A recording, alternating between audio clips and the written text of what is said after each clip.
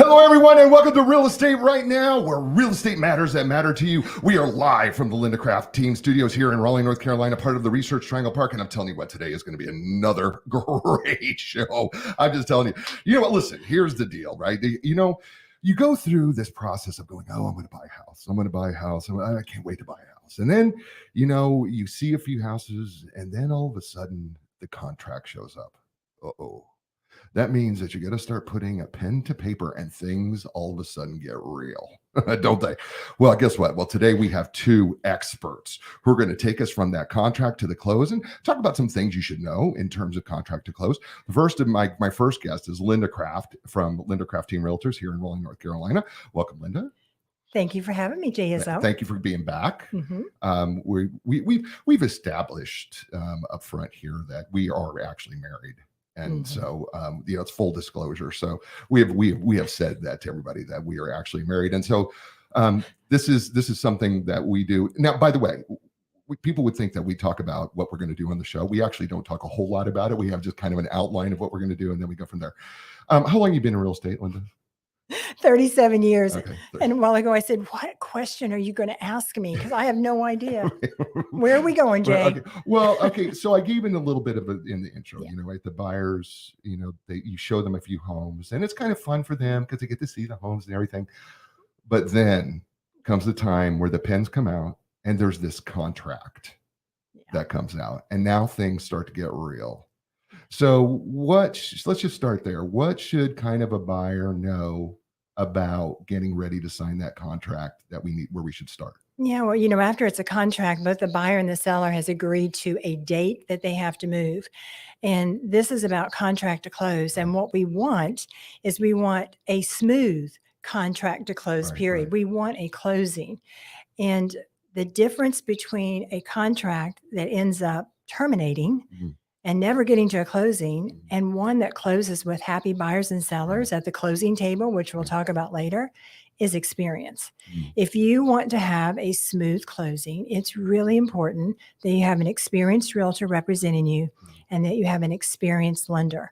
And sometimes people get confused. They think, well, the lending institute's been in business for 30 years and this real estate company's been around 30 years, but the realtor or the mortgage loan originator, how long have they been in the business? And when you look at the national averages, a realtor has a license for a year. His average sells like 4 houses a year. Right.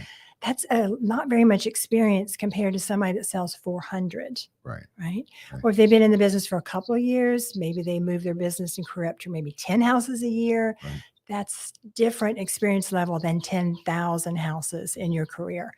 And so a lot of times people will purchase a home or hire a realtor to list their home that doesn't have experience. And that's when problems really start happening. Where closing dates are missed or contracts get terminated because people don't know how to work through from contract to close. So let's talk about that, because the contract, first of all, is not written by realtors, it's written by attorneys. And so we need to make it really clear here that real estate people are not attorneys. There are lines that they fill in that have specific information. So you're not writing the contract. Literally, you're just filling in blanks. I am so glad you said that, because as a listing agent, when a buyer agent presents an offer to me, I can look at the way they filled in the blanks on the contract and know if they have experience, because so often they have filled it in incorrectly. And so it's a real signal to me that if I encourage my seller to accept this contract, we may have a really rocky road or not even get to closing because the other side doesn't know what they're doing. And in most real estate transactions, there is a listing agent, there's a buyer agent, hopefully both with experience, because they know how to take care of the 200 activities that take place and lots of communication that has to happen. And then hopefully that buyer has gotten a really good lender. And so when that offer comes in as a listing agent, I'm looking at who is the agent, how much experience do they have, what lender are they using, who is that originator, and how much experience do they have? Because, we all work on commissions, right? Mortgage companies mortgage loan originators get paid a commission when it closes. We get paid a commission when it closes. Sometimes when you don't have the experience, you can see red flags in the deal, Right. But that desire to get to that closing table says, well, let me just try to make it work. And it doesn't work. It can be such a disaster. So you've brought up the word lender a Yeah. couple of times here. Yeah. And I think, oftentimes when people think about a contract in real estate, they think, okay, well, I've already got the loan. I'm done with the lender. Yeah. But when in the contract, the lender still becomes really important here, don't they? Extremely important, because it's all about the money, right? You got to follow the money. Right. The buyer wants to buy, the seller wants their money from the sale, Sure. and the lender is the one that's providing the money. So at the end of the day, you may have a buyer and seller who really want to transact. But if the buyer can't get the mortgage, Right. they're not going to be able to buy that home. And the biggest nightmare, I traveled recently. And when you're going to the airport, I'm sure everybody that's watching or listening to this has had the experience where you get to the airport and your flight comes in late and you miss your connection. And you're scrambling to find another flight, and hopefully you get one later in the day and you get to your destination and you're a little tired, you're a little frustrated. You didn't really want to spend the whole day in the airport. You wanted to get to your destination. Or sometimes it really goes bad and you miss your connection and there are no other flights and you have to spend the night in the airport. So I want you to imagine that you're selling your home and you're moving to Austin, Texas. And you have a closing date because you signed a contract. Right. And you're expecting to close maybe at the end of this month or maybe today. You're expecting to close today. You have everything you own packed up in a moving truck and it is headed to Austin. You want to close on your house today, get the proceeds from that sale to close on your new home in Austin and get settled for the new job and the new life. Well, at the last minute, if that loan falls apart and that buyer can't close, everything is on a truck going somewhere that you're not headed anymore, because now you've got to put your house back on the market and sell it again. So we hate delays at airports, Right. but we really hate delays when it comes to a real estate transaction because it affects people's lives. So the worst nightmare, and everything that we have set up in our operation here is to make sure that we're crossing every T and having lots of conversations and following up with appraisers and lenders to make sure everything is on time. Because if we don't deliver on time, people are stressed much greater than any flight you've ever missed. That's for sure. And then, an experienced agent knows, let's say that I'm representing a seller, they're moving to Austin, Texas, and I get an offer that comes in. I'm going to ask right away if the person buying the home, if they're relocating, if they're local, if they're in an apartment, do they have a house to sell? Do they have a house to close? What is that situation? And if they say that they have a house that they need to close, then I want to know who is the realtor on the other end and what's happening with that. And you just keep going down the list until you finally get to somebody that has cash that's not contingent on a loan, to make sure that you don't have a domino effect where all these deals are falling apart. You may have a buyer that mortgage is approved. They've used one of our great lenders. They're ready to go, but their house isn't closed on the other end. So as I represent clients, and it doesn't matter if it's a seller or buyer, my job is to reduce risk, to make sure that life that they plan to start living, whether it's moving into a new home and out of that apartment or moving to Austin, Texas for that new wonderful job, that it happens and it happens on time. Okay. So is generally when you see things fall apart, when you get to the contract, is it generally the loan that you generally see most of the time? It really is. And I'm glad you asked that, because the other thing that a good listing agent with experience will always pay attention to is who is the lender. Are they a local lender? Are they an online lender? Are they somebody that you actually can pick up the phone and call and have a conversation, or is everything by email? Because when there is a crisis, the last thing you want is no communication. Right. You need to know. And then, if I see someone bringing an offer and it is an online lender or it's a lender from out of state, sometimes people will want to use a lender that they used in their previous purchase in Boston. They had a good relationship. They want to use that lender. That lender will be a nightmare locally, because they're going to have to use an appraiser that's an AMC, which is a management company. They don't have those connections. They don't know the property. The appraisal could come in low. They're in a whole different area. If I was a doctor and I did brain surgery, I would not operate on your heart. So we need a North Carolina licensed local lender. That's what we want to see. And we want to see a name and a company that we know that deliver on time. And so we have about 5 different lenders that we use, that we know when our buyer talks to that lender, we're going to close on time, because they know how to pre-qualify. They know how to. I've literally had lenders delivered to me for one of my listings a letter that says this buyer is approved, and they are self-employed and they haven't even looked at tax returns.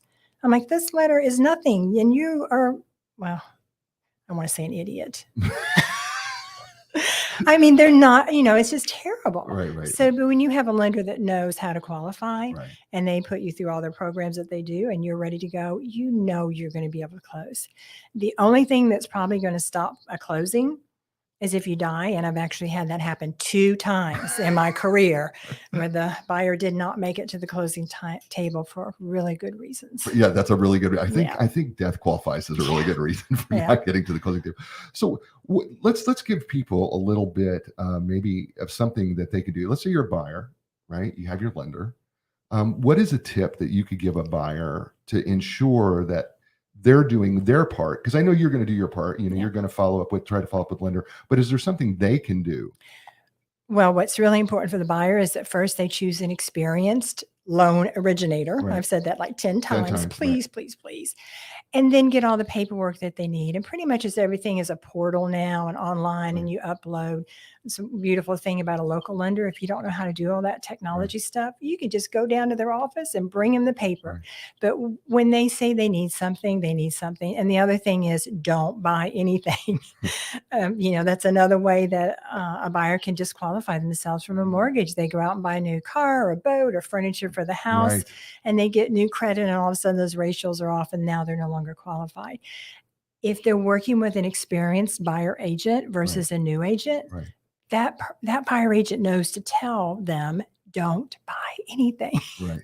We did a show a few times back about negotiating, but when you get to the contract, there is a negotiation. It's not like you write the contract and it's immediately accepted by the seller. Well, no, there's usually negotiation, right? The buyer wants to buy low and the seller wants to sell high. And so try to meet somewhere in the middle and make everybody happy. After you negotiate the price, you're also negotiating the closing date when they're actually going to move in. It's got to be a date that works for the seller and the buyer. There may be a need for closing costs for the buyer. Right. So that's something that could be negotiated. Sometimes we negotiate things like personal property. They want some furniture, or they want the riding lawnmower, or they want the washer and dryer. Right. So all of those things are things that you negotiate. But once you get those agreements, they need to be in writing, what stays, what doesn't. Right. Make it very, very clear. Make sure that it's all in writing, because we can negotiate today and 30 days from now, we'll kind of forget, what was I going to leave again? Right. So make sure that it's in writing. And then the next negotiation can happen with a home inspection sometime, even though all properties in North Carolina are sold as is, the seller doesn't have to do anything. They can say no. Realistically, if there's things that the inspector finds that makes sense for the seller to repair, they usually will agree, because they would have to repair it for this buyer, the next one. They don't want to go back on the market. So there's some reasonable negotiation there. Unless it's a market like we had during the pandemic, where it was a bidding war with 10 offers, then we didn't do any repairs or, make any negotiations. They all had to be very clean. When I think what I'm thinking here too is when you're doing that negotiate, there's this back and forth. Well, the realtors do the back and forth. Right. So, and here's what I'm wondering from you is, like, when you're doing that back and forth, there's a difference between an experienced realtor and maybe a new. We have licensing law of what we can share and what we can't share, because obviously the fiduciary responsibility is to our client. Right. But it is amazing how much information you can get out of people when you ask direct questions. When we get to that, when we get to the contract and you've filled out all the blanks in the contract, and then you get to the point where the signature comes on the bottom of the contract, right? The buyer's signing the contract and the seller has to sign too.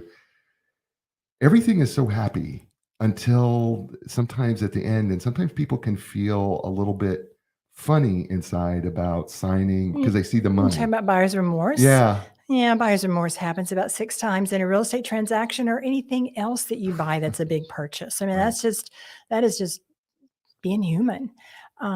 But yes, they're very happy when they, congratulations, they've agreed, and you've got a deal, and everybody's ready to start working towards loans and that sort of thing. The next time they get a little unhappy is usually the inspection report, because most sellers think their house is perfect. They've been living in it like that. It's been fine. And all of a sudden this inspector finds all kinds of things, Right. not all kinds, but usually it's $1,000 or so, sometimes more, depends. And then that can create some fear because buyer's remorse is always fear-based, right? Did I make a mistake buying this home? Did I have a lemon? And then if the appraisal doesn't come in, certainly some more negotiations can happen there. But if you have an experienced agent, when they listed that property, they had the comps. They know pretty much what the appraiser is going to use because they've worked with so many appraisers. They have good communication often with the appraiser. You can usually get a home to appraise. You've done a lot of contracts, thousands, with buyers. How do you get them to work through their buyer's remorse? I mean, do you do something to help them get through it? I mean, because talk about it. Talk about their feelings. Prepare them for what to expect. Okay. We actually have a letter that talks about buyer's remorse that we send as well. But I just think it's coaching them through that process. When they're buying a home, it is usually the largest investment they've ever made. There's going to be some emotion. And when sellers are selling a home, it is their home. There's going to be some emotion. And so communication is key. So when we're here, we are in this contract, we've negotiated, we've got our signatures. What are some other things that you can prepare somebody for when they are sitting down with this contract just prior to they get to the closing table? Or do you pre-prepare them with what the closing table is going to look like? I think once we get past the inspections, the appraisal, we have loan approval. That's really where our attorney probably comes back into play because we have to switch utilities and we remind them of changing their mailing address and their driver's license and all that. But the attorneys start working with their money, right? Wiring the funds safely. So we always use secure email. That is another thing. I'm sure Beth will talk about this too, but it is amazing how much information people will send and they're not sending it secure email. That shows amateur. It's so important that anytime you are dealing with people's personal confidential information, whether it is sending a copy of a check to a lender or to the other agent, that you use secure email. Anything about your client that could cause wire fraud, loan fraud, hacking, whatever. I mean, and so it's amazing how many real estate agents don't have the technology to do even a secure email. Yeah, that's interesting because the contract itself contains a lot of personal information. That's where it starts. And a lot of people can be frauded. And I know secure email, is there anything else that they can do to secure that so that they make sure they're secure outside of a secure email? I mean, is there? Well, we want to make sure in the real estate transaction, and we tell all of our clients this, that we will never send wiring instructions. That's only going to come through the attorney. So if they get something in their inbox that says wire money here, or, oh, we're going to use a different account, wire it to this account, never do that. And so there is some education about how to handle the money properly. Definitely. And then, here in North Carolina, we're going to talk to Beth, of course, about from Bowen Law. We're going to talk to her about the attorney part of it. But who chooses the attorney? Because that's part of the contract too, right? When you're on your side. Yeah. So, certainly the buyer can always choose their own attorney. Most of the time, the realtors or the lenders will recommend an attorney. The attorneys definitely have to be approved by the lender. So another reason to have a really good, mortgage lender, because you wouldn't want to have a situation where they're not on the approved list. So, most of the time, buyers and sellers will take the lead of the realtor. We have the relationship. We spend the most time with them. We've counseled them from the very beginning, whether it's a buyer consultation or a seller consultation and the whole. So they usually will take our lead, and then we'll recommend, a couple of really good people that we know are going to take care of our clients. And most of the time they'll go with that. Sometimes they don't. And I'm telling you, every time they use a different lender, a different attorney, we always have problems. It's just, if you want a nice, smooth, on-time closing, stay with the professionals that have the experience and the track record, and you'll have much better results. What are some of the other problems outside of the lending portion that you see when it comes to the contract, or that sometimes occurs that can delay a closing of a property? Well, it's all about the money, right? So if that borrower cannot get the mortgage and the mortgage company doesn't process it on time to get it to the attorney so we can have a closing on the day we're expecting, it's going to have problems. And so sometimes buyers will lose their job right before. I mean, they've got a contract. Everything's great. They end up getting laid off. And now they can't buy the house anymore. So, things like that can happen. It doesn't happen very often, but it certainly can. Usually if it doesn't close, I hate to keep saying this, Jay, if it doesn't close, it's because they're working with people that lack experience. It's that important. It's so important. Yeah.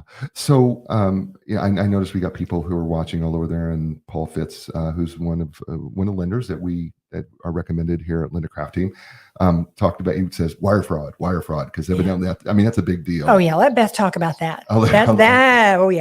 She deals with the money. I'll let her talk. When a contract, because it is a contract, it is a legal binding contract. Right. How does somebody get out of it? Well, of course, in North Carolina, we're a different state. We have due diligence. So initially, the due diligence fee is completely non-refundable, but there's a time period that's been negotiated that I'm paying you this price. This is how much due diligence fee, and this is how much time I'm buying with that fee to do all my inspections and investigation to make sure that I want to purchase the home. So during that period of time, they could terminate the contract for any reason whatsoever, and they would only lose their due diligence fee. Right. They would receive their earnest money, which is the second deposit we need in North Carolina. They would receive that back. If they terminate after due diligence, they would lose their earnest money as well. And then, obviously there's some legal ramifications that you would need an attorney to talk about that, possibly, but usually it's about losing the deposits. It's usually about losing. It's about, again, it comes back to money, doesn't it? Yeah. You're going to lose some money. Well, and we think about the buyer breaching the contract, terminating the contract, but the seller can also do the same thing. And if the seller does that, they have some expenses as well to get out of it. Right. So. Okay. We're coming towards the end of our time. Is there something I should have asked you that I didn't ask you? I'm trying to think if there's something. You asked me more than I thought you were going to ask me. Well, of course I am, because you were opening up the door for so many things that I was like, oh, well, that's interesting. So is there a story that you have? I mean, you talked about you had 2 dead people not show up to closing. Is there a closing story, a contract story that you remember that? I'm going to tell you a story, full transparency, and this will probably explain why it is so important that you hire an experienced agent. When I was a new agent, I was a good person and I worked really hard and I had the greatest intent, but I actually listed a property for an elderly man, went under contract. This woman was coming in from Florida. She was buying it for investment. She had other investment properties and she was using a lender in Florida. And I didn't have enough knowledge to know that we had to make sure that that lender in Florida was licensed in North Carolina. And sure enough, right before closing, they couldn't close because she wasn't licensed. And the buyer got so emotional, buyer's remorse, whatever. They decided they didn't want to buy that home. They were just moving on because their loan was turned down. And back then that was a contingency that we had, that they could just get their money back and move on. And so I ended up buying that house and we closed on time. Wow. Because I didn't want my client to get hurt. And I felt so bad that I didn't know. And, I encouraged her to use a lender that I worked with that I knew could close on time and she would have no part of it. And it just broke my heart. I thought, how can I tell this man that, his dream house, he's trying to get closer to his daughter in another city, not too far away, but I was just terrible. So I made a really big mistake and I bought the house. I don't want to do that anymore. I don't think you want to do that anymore. All right. So listen, I know that you have this great team here. You have an amazing team here. Matter of fact, last week we talked about negotiations with Nogi, who is fantastic. Tell people how they can get a hold of you. Oh, so simple. Just go to linda@lindacraft.com or lindacraft.com. So thank you for having me. Thanks for being on the show. It was great. I enjoyed it. Bye, everybody. Bye. See ya. That was Linda Craft of lindacraft.com. And she's getting all this praise from all these people around. My next guest, sometimes we say, your next guest doesn't need any introduction, but we're going to introduce her in a way. Her name is Beth Bowen. She's from Bowen Law, right? Yes. Is it Bowen Law Firm or Bowen Law? Bowen Law Firm's fine. Okay. And how long have you been doing real estate? Well, first of all, hello everybody out there. Hi. Okay, that's good for you. Yeah, just say hi to everybody. I see Jenny popping up there. Jenny. Yeah, there's Paul. And there's this is awesome. Susie Sarver's up there too. Yeah, about a little over 26 years. Not possible. Yeah. Not possible at all. I agree. Not possible. So I can't wait to tell you my story though. I know you're going to ask me. We're going to save it to the end, everybody. Okay, we're going to save it. It's a good one. It's okay. That's especially with Halloween coming. Okay, so in media, in radio, TV land, we call that the teaser. The teaser. Okay, so good. She just had. I'm playing along good. Yeah, she just gave you the teaser. There's going to be a story at the end of all this. It's going to be awesome. Good story. So, do you exclusively practice real estate law? It's probably about 75% of what I do. Over the years, I've done a number of other things. Right now, I do a lot of real estate type work, wills, simple things like that. Okay. Yeah. So in North Carolina, which is not like, we're kind of a unique state. One of the first 13. Right. Yes. One of the first 13, but we're unique in this real estate world because when we have this contract and then all of a sudden everybody signed off on it and then they're going to come to an attorney, which is you, right? And why do we need to have an attorney? That's a great question. Why are attorneys involved in real estate transactions? We have a lot of people move in from out of state where they use settlement companies, title companies, and they're surprised that attorneys are involved so hands-on.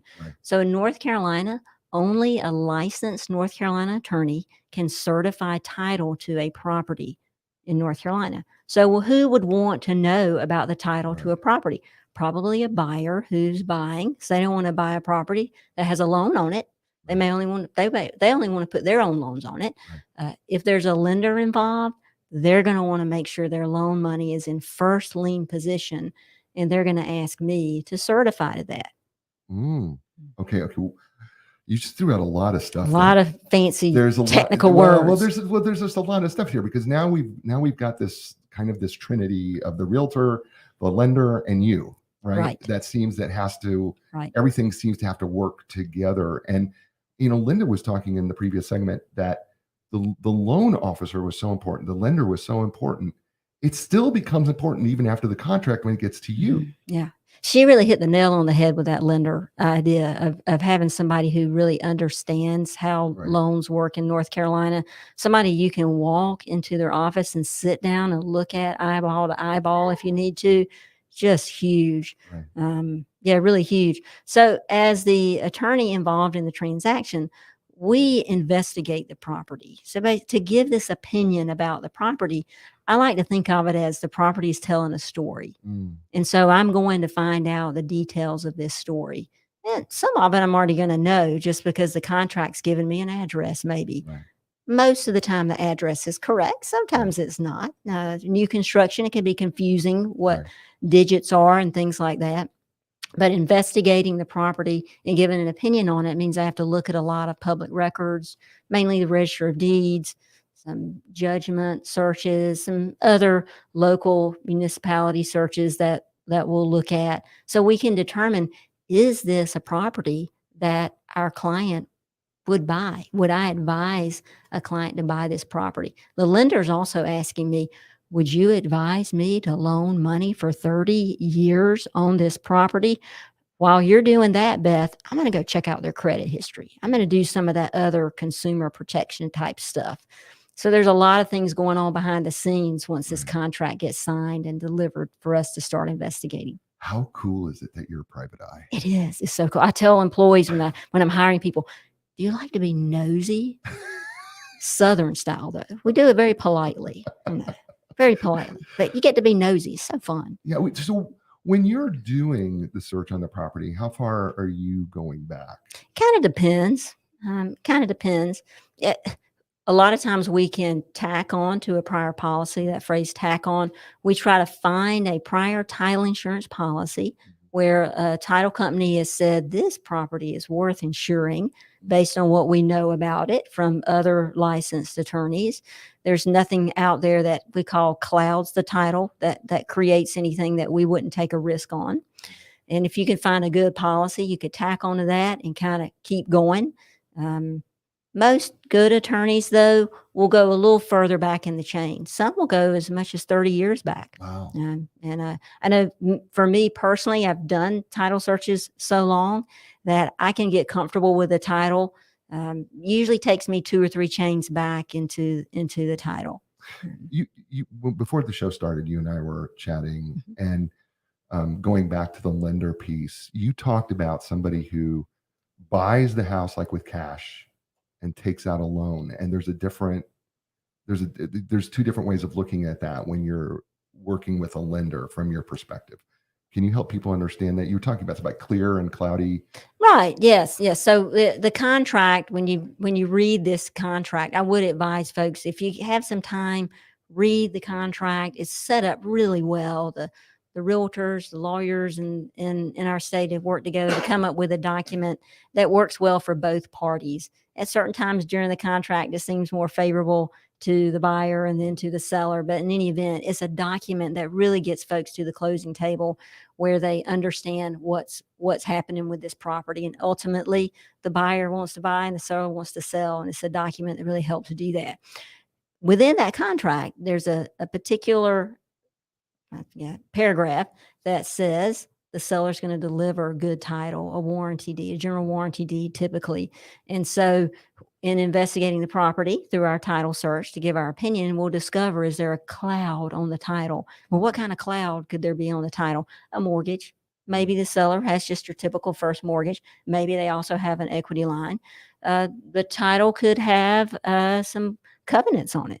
Maybe it's in a subdivision, so there's some restrictive covenants. And if that's important to folks, maybe they want to have some goats. I've had a client. Now, I would like to know if we could have goats. And that's not really fun to sit at the closing table and have that question asked and go, you can't have goats. So you want to know that ahead of time when you're investigating the property. And most of the time, I think most clients are really good with something that unusual. But if you wanted to paint your house bright pink for, Right. And you're in a subdivision, that'd be something to investigate ahead of time. Right. But in any event, at the closing, we're going to make sure the seller, any kind of clouds on the title, right, those are dealt with so that when the buyer receives the title, they have a clear title. It's just a beautiful Carolina blue sky kind of title, right? That's Okay. what we're looking for, Jay. Okay. And then if they choose to bring a cloud on the title with their own loan, that's great. They can do that. They can do that. We are here in North Carolina. We are what we call non-title state. Is that correct? Well, maybe if you could develop what that means to you. Well, I mean, I think in other states, right? There's title companies do title searches. You do the title search, right? Right. We're the one, and only in North Carolina, licensed attorney can certify title. Right. And our title insurance companies, they really like it that way because with attorneys investigating and being involved and keeping the public registry up to date, you tend to have less claims, and it keeps it cheaper for everybody. Ultimately, let's think about it. I mean, ultimately, folks, they want to pay a good value, but they don't want to overpay. Right. So in the way we do it in North Carolina with title companies and attorneys doing closings and certifying title, it almost always is cheaper, less expensive for folks than in other states. At least that's what I've been told. I'm not licensed in other states. Right. Yeah. I don't know where I heard that we were like a non-title state. I guess maybe they're referring to in the sense that we don't have settlement agencies that are doing transactions like you see in other states, or even actual title companies doing transactions. You won't see title companies doing transactions in North Carolina. So do you ultimately, it's kind of weird because, Linda was talking about how you and the lender are pretty close because the lender kind of approves you. Yes, that's right. Yeah. You've probably heard the CFPB. Let's explain that to everybody. It's not the College of Florida at Palm Beach. Okay, What is CFPB? Consumer Finance Protection Bureau. Okay. I mean, they kind of drive everything in the lender's world and right. consumer worlds, and it trickles down to my world as well. So we're going to be vetted out by lenders. We're going to be vetted out by title insurance companies that we certify title. If I give bad title opinions and title companies are having to pay out a bunch of claims, they're probably going to take me off their approved list. Gotcha. You know, if I spend the lender's money incorrectly, they're probably going to take me off their approved list. If I can't deliver opinions to them both before closing and after closing timely, they're probably going to take me off their approved list because they're in the business of getting folks in their homes and getting loans closed. How far does your investigation go when you're investigating a property? Meaning, not in terms of number of years back, but what are there specific things that you can look back and you go back to the lender and go, yeah, I'm not sure. Is that part of your opinion when you're like looking at it, investigating a property, or what is the full? I guess the better question: what's the full scope of your investigation? Yeah, like I mentioned earlier, every property tells a story. Right. You know, husband, wife, mortgage, things like that. So we look at the history, but we also look at the current. You know, so a survey would be something we're always going to recommend because we want to know where the property lines are. We want to know if you have access to the property. Can you drive to your property? Which is pretty easy around here. But if you're in the mountains and your property is right on a main highway, you would think you've got access to the property. The problem is it's 100 feet up. So you've got to go across some neighbors' lands, around the creek, over somebody else's bridge. Do you have a permission to do that? So access can be an issue that we're going to look at for the current circumstances. So we look at the past, we look at the present. Yeah. Okay. Paul Fitz again said, there's, I guess you're looking at mechanics liens, he says HOA liens, former ghost. Yep. That's right. Yeah. So part of in our judgment search, we're going to find out if the current seller has any issues with their homeowners association, have been paying their homeowners dues on time. HOA will likely have filed a lien. If not, maybe somebody got in trouble with the IRS and they owe the IRS money. We'll discover that. Maybe they got in a little trouble with their credit card company. Might find a lien there.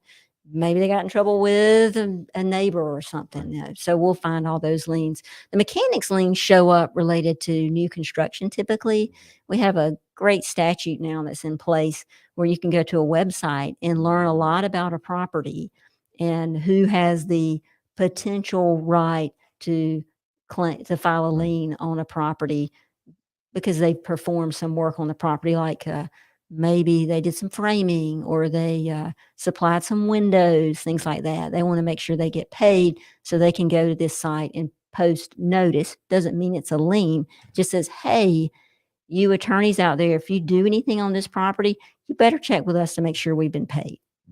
Okay. Yeah. Now here's the big question. Okay, I'm ready. Okay, yeah, because you got to be ready for this because right. It's going to be a humdinger. It's going to be a humdinger because when people go to the closing table with you, yes, there's two parties. Yes, there's a buyer's party and there's a seller party. Yes, the buyer goes, "When can I get my keys, Beth?" Right now. I represent the buyer. You can have them right now.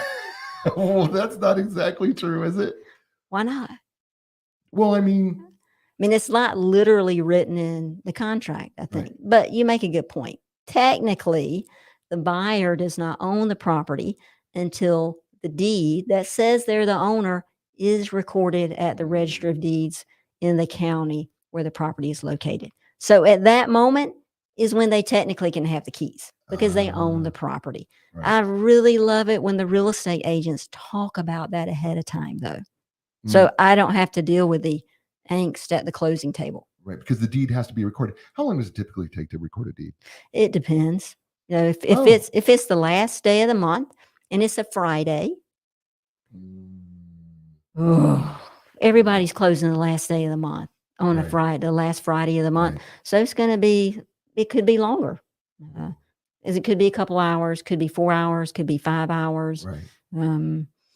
Yeah, but if it's a normal day, in Wake County, they're fast. So it's within a couple hours. Okay, but there's a lot that has to happen after they sign papers. And so once my buyer comes in, they sign their fancy papers, assuming there's a lender. Even if there isn't a lender, we call them fancy papers. They own the property. The seller signed this deed. Everything's ideal. There, the notary stamp's pretty. There's no issues there. Then we can get it done within an hour or two. But if there's a lender involved, most of the time the lenders, they want to make sure they're committed to these people in this property for 30 years. They want to see that their borrower has actually signed these documents in front of me or somebody in my office, and I've notarized and all that stuff. So they'll sign all these documents and away they go. And back I go with my handy dandy fancy papers, and we start scanning and sending to the lender. And this is where it's nice to have a local lender, because they're sitting there waiting to receive those documents so they can bless it and say, Beth, go record, as opposed to you send it and you upload it in a portal that is in California, or it's not in the same time zone, which can be stressful to wonder, are they up yet? Are they checking this? And you got to have all the money. So if the lender is sending their money timely, then we're good to go. Before I can record, I have to have a number of things. The number one thing I need is all the money. Our statute in North Carolina will not allow me to record without all the money. So all the money has to be there. All the money has to be there. Is there a second after that? After the money's there and all the documents are signed and the lender has said we're good to go on our side, then I can record. Okay. Then there's the other part of the transaction, the other party, which is the seller party, and they want to know, when am I going to get my money? Yes. Right now. Let's give it to them right now. Somebody lobby the legislature so they can have it right now. But they don't get their money right now. No, unfortunately, it gets dispersed after recording.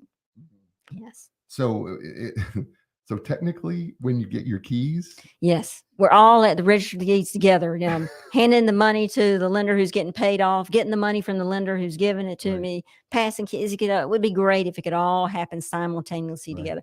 But usually it happens within an hour to 3.5 hours after closing. So the point is, close early in the day. Don't close on a Friday. Right. Well, I would think there's close early in the day, and don't close the last day of the month on a Friday. Oh, no. Yeah. And especially on a Friday. Fridays are just become a little bit problematic in general, right? Because if something goes wrong and you really want to occupy the property over the weekend, you just need one more day. Then if you close Wednesday or Thursday, those things can get resolved, and you've got it. We spend so much time talking about the loan inhibiting the closing process. Are there, and is there other things that come up when it comes to that can inhibit or are impediments to a smooth closing? Yeah, let's not pick on the lenders. Let's pick on the HOA companies. Okay, let's do that. Let's do that. Yeah, because we've picked on the lenders a lot. The lenders, and really, let's not pick on them too much. They're committing to 30 years. I know, right? That's a long, or 15 years. Right. That's just a long time. We're barely that old. I know. I get it. I know. I just got my license. Yeah. I can tell. I can tell. Yeah. You've seen me drive. Yeah. HOA companies can be a little problematic too in getting documents delivered to us timely, because that information is needed to be able to put in a form that can make the lender happy. It always comes back to the lender, right? Because they got to get all the documentation blessed before they can release these hundreds of thousands of dollars. What kind of things do the HOAs need to give you? They need to tell us if the current seller is current on their dues. They need to tell us what the dues are. Oh, often we live in a great day and age, right? We can set up automatic drafts, and we don't really pay attention to what's drafting out. Oh, my HOA dues are paid monthly. Yeah, I think they're about $90 a month. Well, they're really $110 a month. They went up, but fortunately, I make enough money where I don't have to keep up with those extra $20 each month, right? So that's kind of going on. So a lot of times sellers don't actually know what their HOA dues are. So the HOA management company is going to supply that information. They're going to ask us about the buyer going forward, how to get their account set up, things like that. So when you're doing a closing, are both the buyer and the seller in the same room at the same time? Very rarely. It's interesting. When I first started practicing law, you almost always had everybody at the table. I had one real estate agent. She was so sweet. She'd bring in some non-alcoholic beverages and we would toast and just have a great time. But now it's actually quite rare to have buyers and sellers at the table together. I don't think it's an animosity thing. I just think life is busy. Right. And sometimes it's better not to have folks at the same table. Right. Although my story in a little while will tell you how interesting it can be. That's a teaser again. Yes. So, oh, by the way, Paul Fitz says, go ahead and pick on the lenders. We can take it. Okay. Paul can. He's been there. He's been there.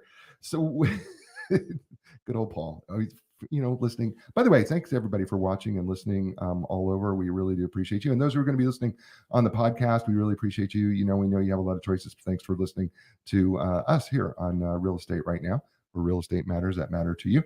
Okay, so here we are at the closing table. Here we are getting everything all done. What are some things in terms of the handoff of the contract to you? Is there some things that in that handoff that sometimes fall apart? I mean, what do you see from the real estate professional end that can sometimes inhibit it? Is there anything on their end? Because we picked on the lender's side. Is there a real estate end? Yeah, let's point the finger at the realtors now. Yeah, I mean, this is great. I'm having fun right now. yeah. Everybody gets pointed at except me, right? This is yes, great. yeah. Oh, So but there are let's- 3 fingers pointing back at me. Oh, okay. Yeah. I won't get too crazy with that. Information, right? We just need information. So we're blessed to have real estate agents engage us to help their clients, and we get them on the books, and then we wait for the contract, and we wait. And we wait. So the sooner we get the contract, the better, because that's going to trigger us to do some things via our website to get more information to make it easy on folks.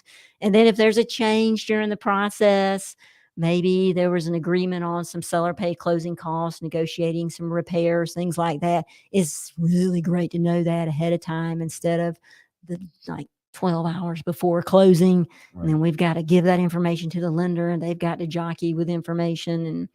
And so, the more information you can get, the earlier, the better. Do you have to deal with the personal property issue? Linda talked about, they have to put sometimes in the contract that there's personal property. Does that affect you at all? Sometimes, but not that often. Yes, usually they deal with that outside of closing, but sometimes it'll come up. Okay. Usually comes up if something went wrong. Mm. So then what are my rights? Right. Yeah. So, you've done, how many closings do you think you've done? Oh, 2 or 3. Plus another 1,000 or so, Okay. I mean, if Okay. Of the 1,000 plus closings that you've done, what would you say the percentage of closings don't close? I thought about it riding over here. I can only remember 2 transactions in my little over 26 years that have not closed. Really? Yeah. One of them was related to a judgment, a pretty sizable judgment that unfortunately attached to the property. I don't want to get into the details of it. It's interesting to me, but that was an issue. And the other was an estate issue. Right. And creditor issues with an estate, and there was just no way to solve it because there just wasn't enough money to pay it off. So it was better for that property to go in foreclosure, actually. I was going to ask you about estates, estate closures, if that's more difficult. It is. How wills are written can impact how a home is sold, making sure you got the right people signing. Who even signs a contract? I get a lot of calls from real estate agents going, hey, I'm getting ready to represent an estate, list for an estate. I don't know who to get to sign. I love it when real estate agents call me about that. And we can do some pre-investigation to make sure we got the right people signing the contract. Sometimes the folks that are signing don't even realize they have to sign. They didn't realize they had an interest in the property. Is there, because I know that you, I know that you've done like wills and I do some of that as well. Some estates, it's kind of a nice little way. Yeah, they see each other. They fold into each other quite a bit. Is there a little handy dandy tip that you could give somebody that if they have an estate and they have some property, can you give them a tip of like, okay, listen, if you're going to do this, make sure that, maybe you have somebody, I don't know, is there something that you can give a little advice maybe? Yeah, I just think the advice is call a real estate lawyer. Okay. Yeah, make sure that you've got, you own it, you think you own it, make sure you really do own it. Right. Yeah. So can you do a pre-investigation? You can. Yep. I do it all the time. Just it's kind of fun. I'll get folks on the phone and, we can put our little headsets on and start plugging away and Right. investigating. I can ask I really love it because if I've got them on the phone and I can investigate right there, then I can kind of learn a lot real quick. And I guess maybe that's the tip. Really, the tip is, right, if you've got a question, let me pre-investigate it for you. That's right. And then I can do that pre-investigation to make sure that you're on the right track, and then any other legal advice you can give at that point, whatever that might be. But I think that's what's valuable. Yeah. It's real interesting that there's so many folks out there, they don't really know what their loved ones had. So communication with your loved ones is also a lesson to take away today. Yeah. Okay. Yeah. Communicate with your loved ones. Mm-hmm. All right. We're getting to the point of the story. Okay. And everybody has been chomping at the bit. Dwayne Reese just said real estate agents are always right. Lawyers and lenders? ? Rarely right, Dwayne. We're rarely right. The only real reason people pay any attention to me is because I have the money. I tell my staff all the time, you don't have to worry. They'll call us eventually. We have large sums of money. It's great. But once we lose the money, we're dead in the water. Yeah. All right. So I know you've got a closing story. I do. And people have been chomping it because we've been teasing it for 30 minutes almost. Yes. So it's time. Yeah, I'm fairly green out of law school. I'm sitting at my closing table. I'm all excited about this closing. Really good real estate agents come in, brings her client in and sits down. We're just having a good time chatting. I know the seller side's coming. So we're just chatting, going over some things, signing some preliminary stuff. Seller side comes in, couple of daughters for their mom coming in. Yeah, everybody's in a good mood. And we're just chatting. The buyer looks up, dead, stone cold in the face, and says, "There's a ghost in the house, isn't there?" What? There's a ghost in the house. What? And the response of the sisters said it all. There is indeed a ghost in the house. What? And they just said, yes. I started retrieving every single case I possibly could think about in real estate law. Like, we didn't study ghosts in law school. What do I do? Take a deep breath. Yes. So we had a discussion about the ghost. And yes. And guess what? What? It was a friendly ghost. Okay. So we did the closing and happily ever after. So, okay. Is there any sort of statutes about ghosts? Well, I'm not sure there are any statutes about ghosts exactly, but I mean, certainly you have the right to investigate the property. If that's something that you're concerned about, then you can investigate about spirits and things that might be in the house. Okay, but as a private investigator attorney, yes, ghost is not one of those things that you investigate. There's actually not a portal we can go to check out ghosts. But so there's nothing that says if it might be haunted, or if somebody said it's haunted, there's nothing that shows up on the record. I've done closings where folks have said, "Beth, I found out there's tons of drugs that were done in that house. Right. I'm really concerned about that house and just the aura of the house and all of those things." From a just investigation of the property, there's not much I can do for them there. It's if living in the home is going to really spook you out or stress you out, then you're worth whatever it's going to cost to get out of this transaction. Right. But we don't have on the real property disclosure statement former ghosts, known or unknown. Maybe we're on to something. I mean, we're coming up on Halloween. I know it's so awesome though. A ghost. I never heard about ghosts in before. That's awesome. Yes. All right. So what was one question I should have asked you that I didn't ask you? Wire fraud. Okay, let's talk about wire fraud. Just going to say, I thought Linda did a good job of saying, make sure you're doing some secure emailing when you're dealing with money. When you're talking about money, I wish every single email that we dealt with in our transactions were all secure.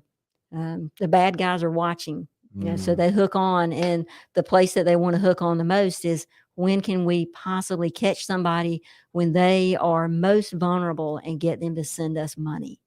So Linda said, y'all never, Linda Craft Team Realtors, they're not going to send any wire instructions.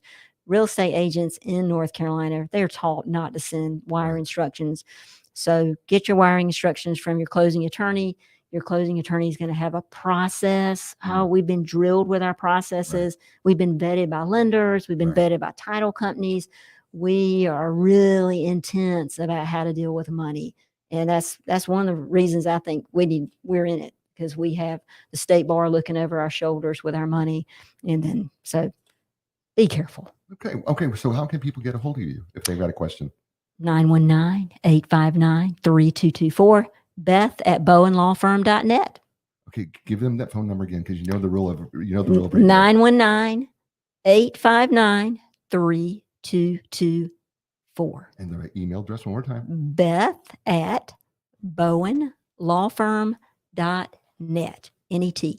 You have been awesome. Oh, so have you, Jay. Thanks for having me. This has been fun. Appreciate what y'all are doing here. I hope you had some fun. I had a great time. Really did. Had a great time. Awesome. Good for you. All right. Ladies and gentlemen, you know what? This is a show. You know what I say to you every week is, first of all, thank you, because you know what? I know you have a lot of choices. You chose us. And I'm always grateful that you took the time out of your day, whether you're watching us live, whether you're listening to us on a podcast, or watching us in some other way. We appreciate you. So before I go, I want to say thank you. And then, as I say to you every week, everywhere, everybody, ciao, everyone. Ciao, everyone.